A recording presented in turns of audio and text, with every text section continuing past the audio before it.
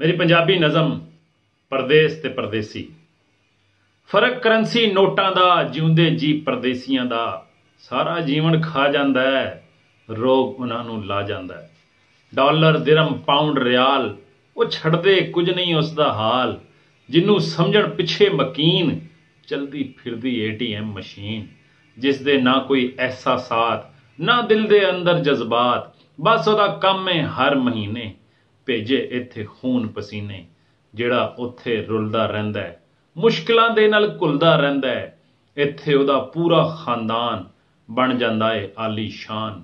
ਮੋਟਰਸਾਈਕਲਾਂ, ਕਾਰਾਂ, ਗੱਡੀਆਂ, ਬੰਗਲੇ, ਕੋਠੀਆਂ ਵੱਡੀਆਂ ਵੱਡੀਆਂ ਬੱਚਿਆਂ ਕੋਲ ਆ ਜਾਂਦੀਆਂ ਨੇ। ਬੇਗਮਾਂ ਸੋਨਾ ਪਾਉਂਦੀਆਂ ਨੇ।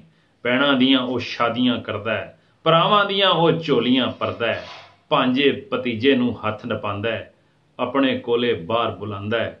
ਲੋਕੋ ਇਸ ਮੁਸਾਫਤ ਤੋਂ परदेसी जदों थक जिहा जांदा है, मसनूई इस जिंदगी तो जदों विचारा अक जिहा जांदा है ते फिर देश विच वापस आंदा है, उदों तक वेला पर लंघ जांदा है। अपने ही बच्चे जाणदे नहीं, ओनू वो पहचानदे नहीं।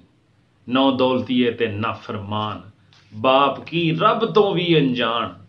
बाहर दियां ने कड़ियां बंदे, कड़ियां दा एहसास नहीं करदे। ना तालीम ना दीनी शऊर, बाप तो रहिंदे दूर दूर।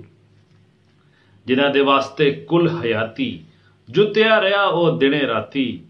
पिछे मुड़ के वेखदा है, अपने बारे सोचदा है।